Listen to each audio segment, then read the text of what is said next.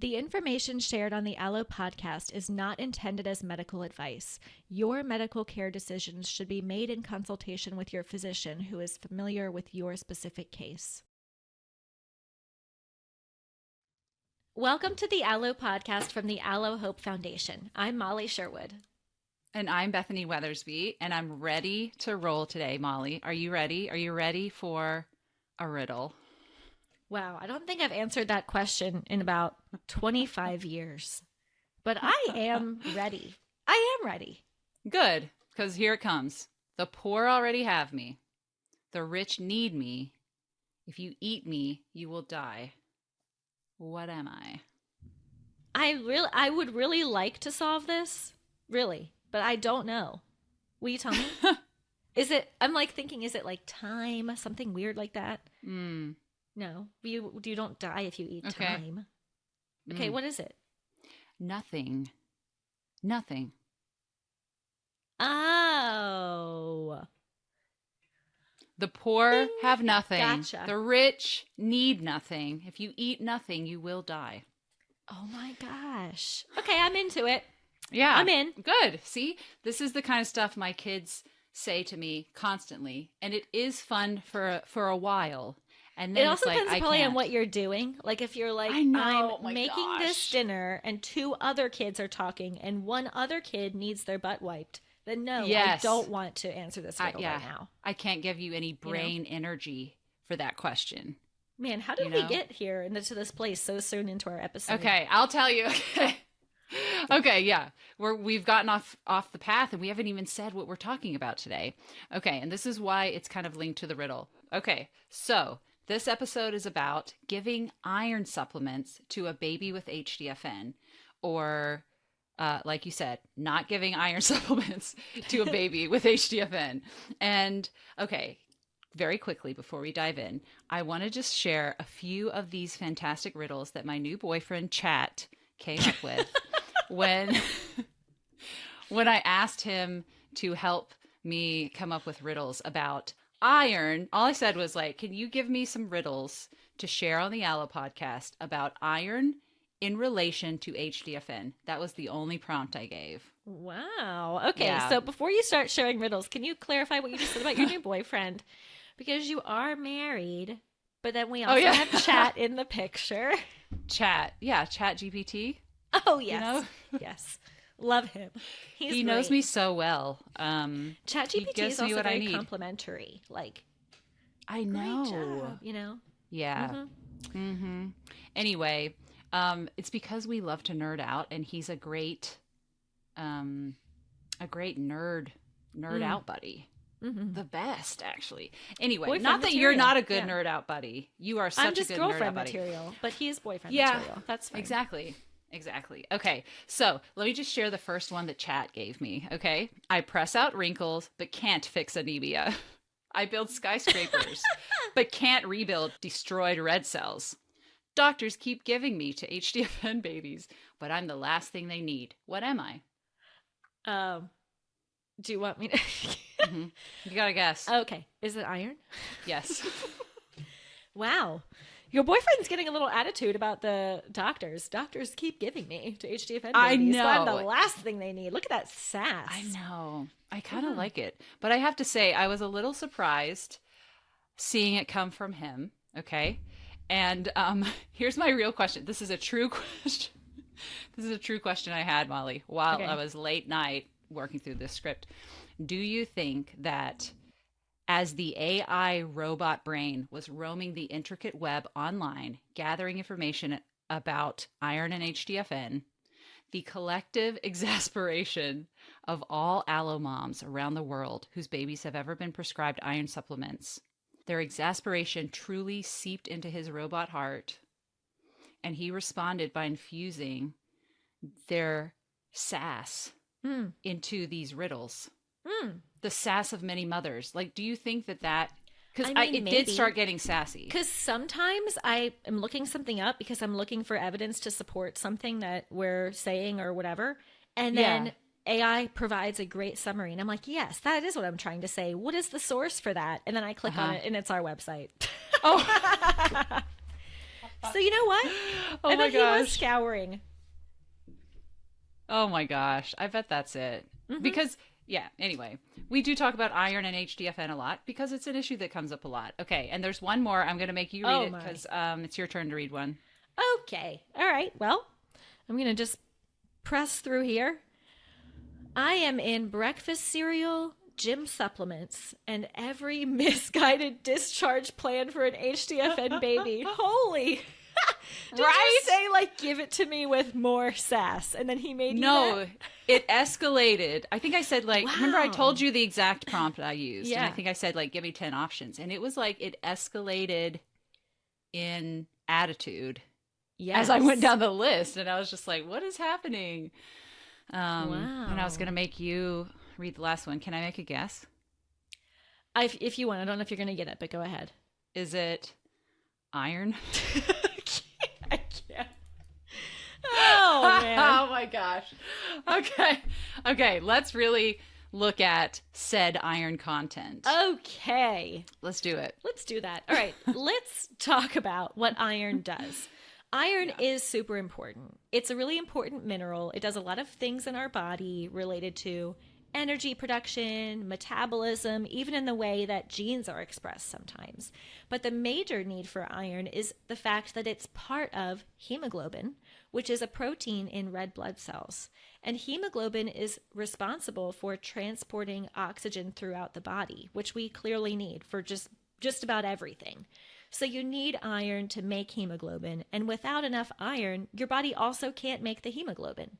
So that results in anemia because oxygen isn't able to be carried throughout the body.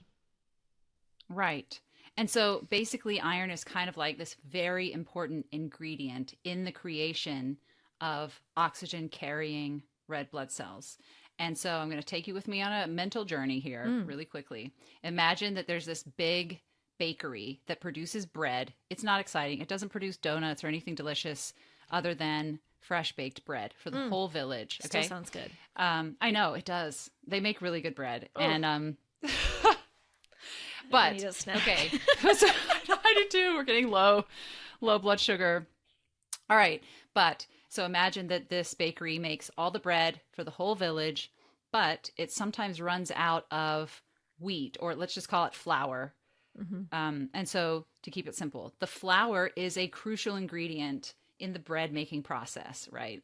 And so, just like the iron is a crucial ingredient needed to make red blood cells, and so just like this big bread factory, it gets low on flour. That means the bread production slows way down, and the people of the village get hungry and angry, and then they get hangry.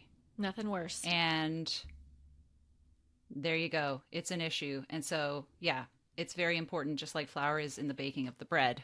More to come on that. So, actually, the most common type of anemia is iron deficiency anemia, and about 9% of the whole United States population has iron deficiency anemia. It's a very common issue for adults as well as babies.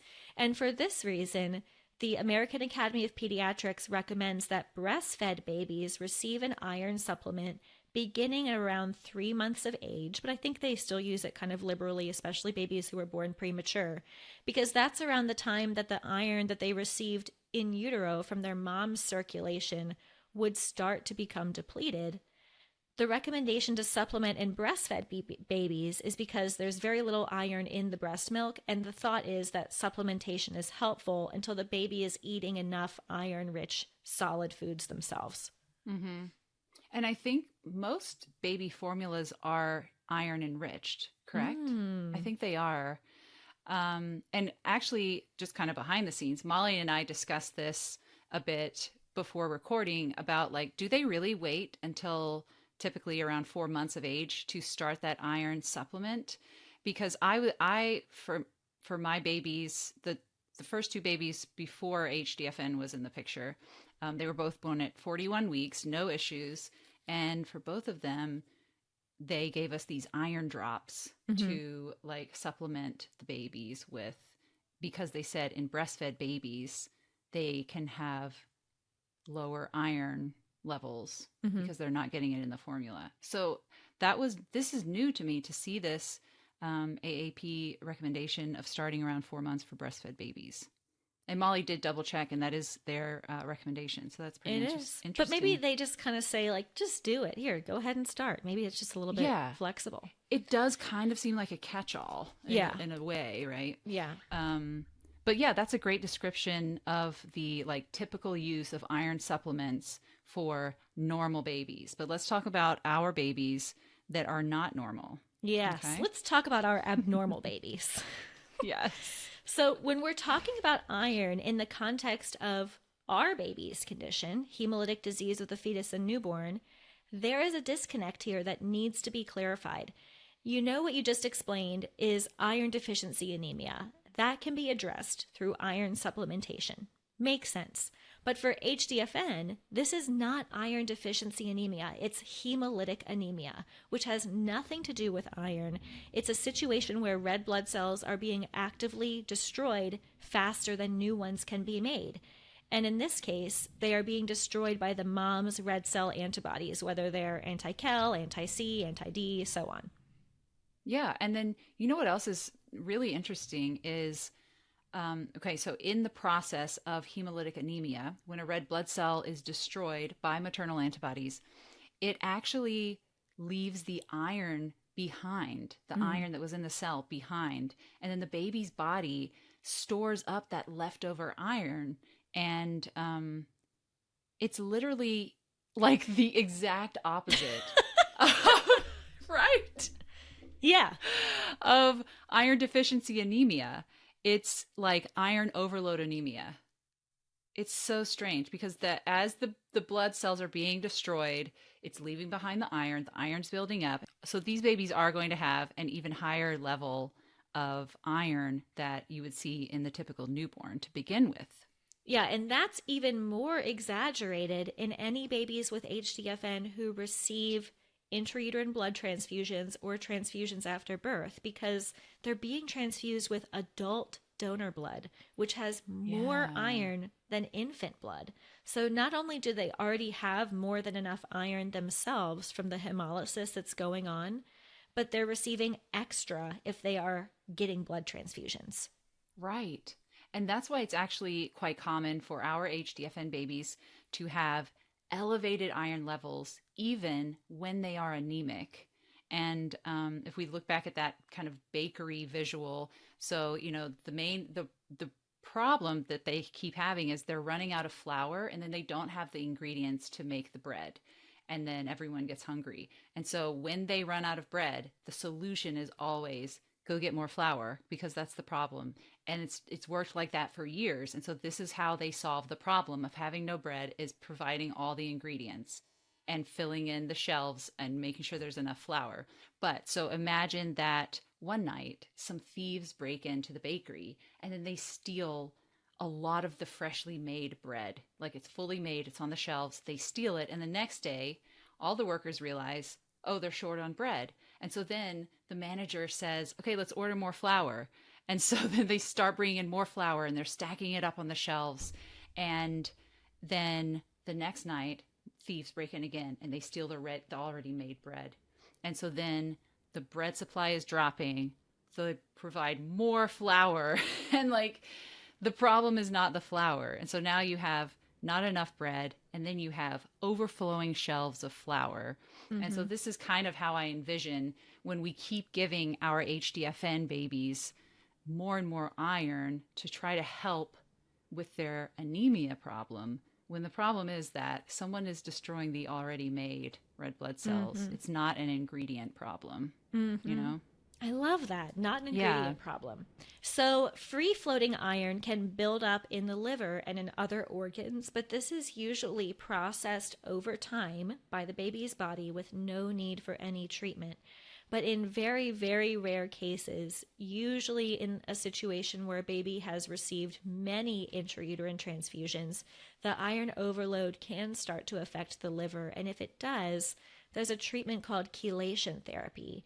Even among babies who have IUTs, this is still super uncommon. And we actually have one of our patient stories, Brittany. She was the first episode of season 2. Her son Micah needed iron chelation therapy, and that involves giving special medication to help attach to and get rid of the extra iron from the body.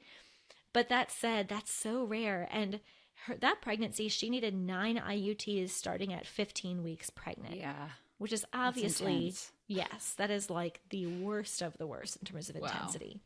So, okay, out of probably several thousand cases of HDFN that you've seen, how often has iron chelation therapy been needed? Well, I don't know how many have been needed because the iron and ferritin levels are usually just not monitored or checked.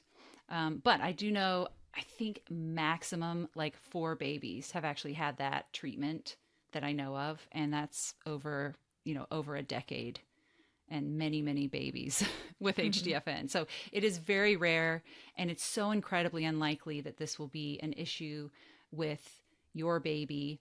Even if your baby does have elevated iron levels, the best from what we read in the literature, the best treatment is usually to monitor the levels closely and then let them decrease on their own without giving iron supplementation. Yeah, and you actually found a good case study, which we can link to, that talks about a situation like this, where an infant was born with HDFN and had really high ferritin levels, like 8,000. And we'll share in a minute what's the normal level. And because it didn't have any evidence of toxic liver issues, they just watched it and it resolved on its own. So that's the likely situation if you are even in that situation of having ferritin levels that high. So let's talk about, on that note, how do we measure iron levels in a baby? Doctors can do a blood test to check the baby's ferritin levels. And ferritin is a protein that stores iron. So it's not a perfect representation of the iron levels, but it's really the best way we have.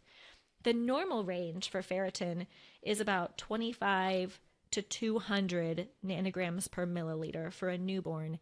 Then it sometimes increases a little around 1 month of age to maybe up to upwards of 600, but then goes back down to that same range after that.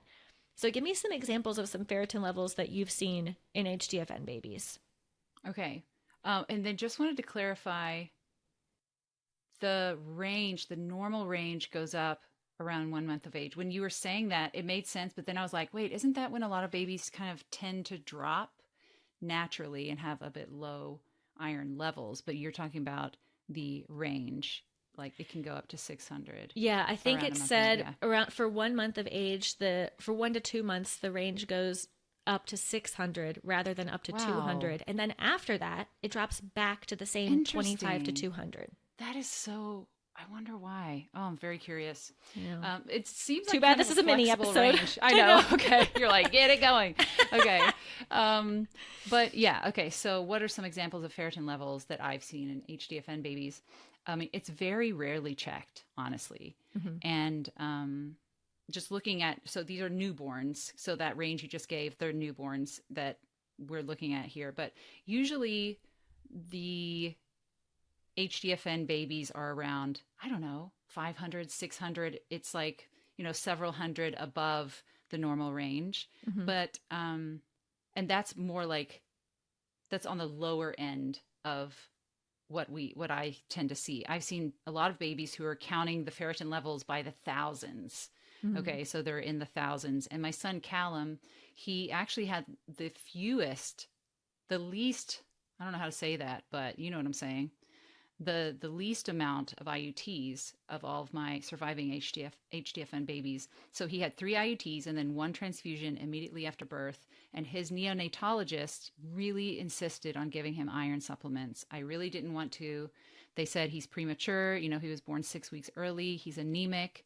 And I had to really insist, I don't give you permission to give my baby iron supplements unless you do a ferritin test and his levels are low. And so they did do a ferritin test and his levels were approaching 3,000.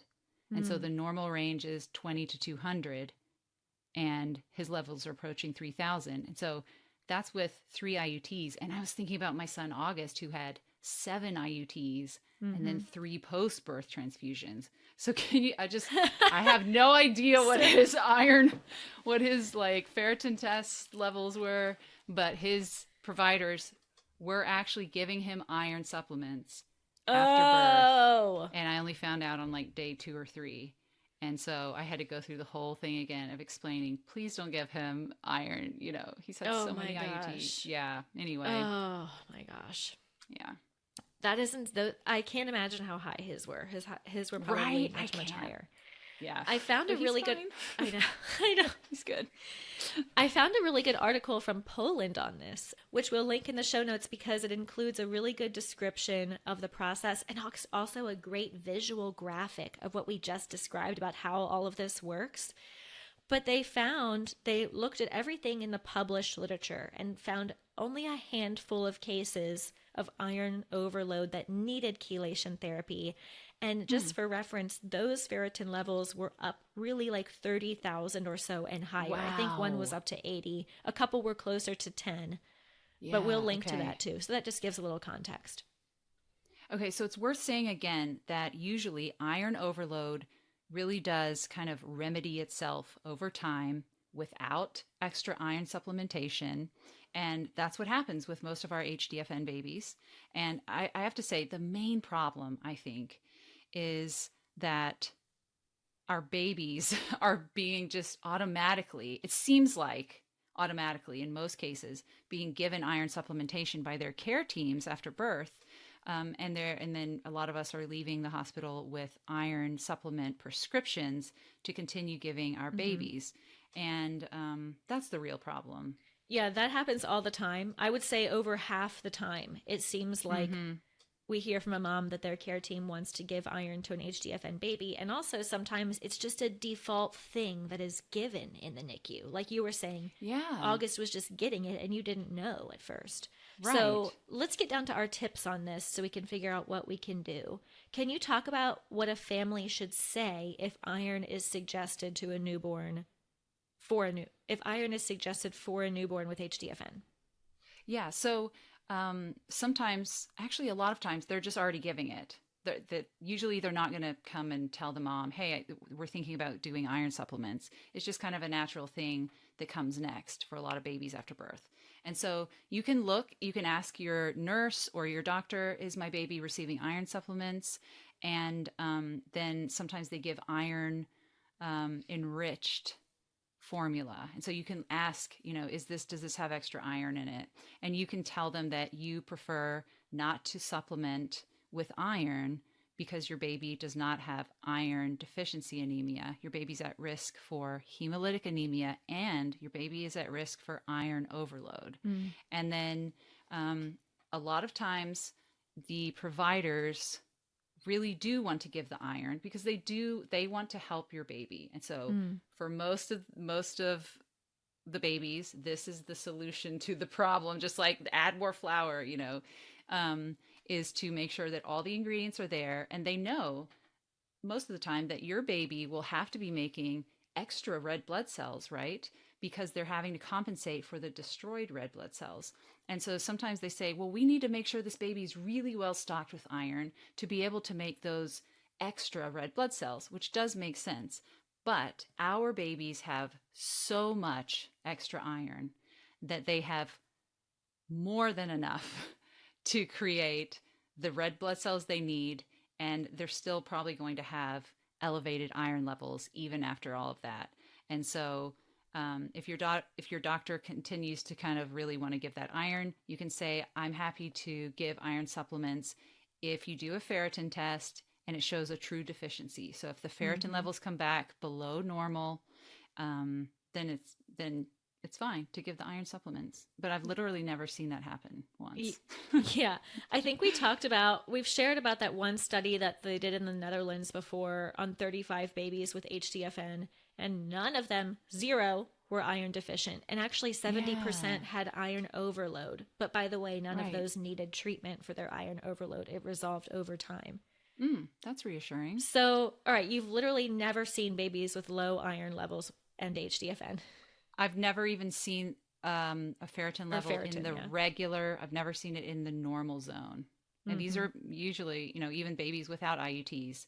It's it's elevated far beyond the normal range. I've just Hmm. never seen it low or normal. So there it is. HDFN is not iron deficiency anemia, so we don't need iron.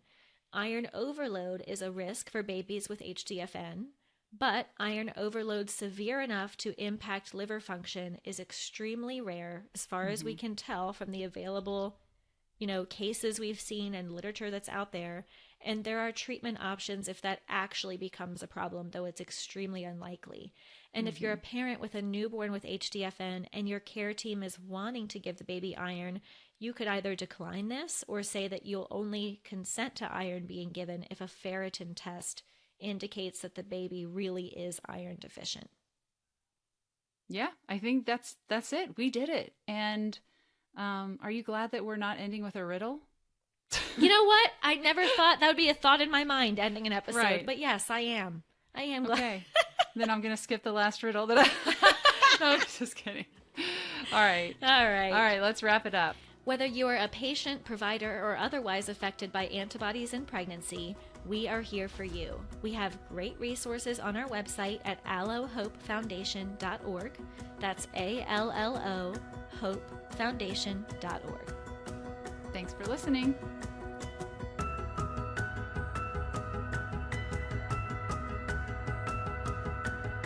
The Allo podcast is offered by the Allo Hope Foundation, a nonprofit organization. This means that our ability to continue this work depends on corporate sponsorships, small research grants, and donations.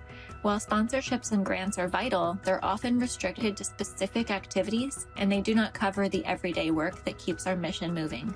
Things like creating educational materials, writing grant applications, running our social media, and especially managing our rapidly growing patient support group where we counsel women every day. They also do not cover the direct support we provide to families who cannot access life-saving care, whether that's the cost of an antibody screen in Kenya or bus fare for a mom in the US who needs to travel for an intrauterine transfusion. If you've ever wondered whether a donation of any size makes an impact, it truly does. Please visit our show notes for information on how to donate to AHF or to become a recurring donor. Your support gives our small organization the stability we need to continue this work and ensure no family faces HDFN alone.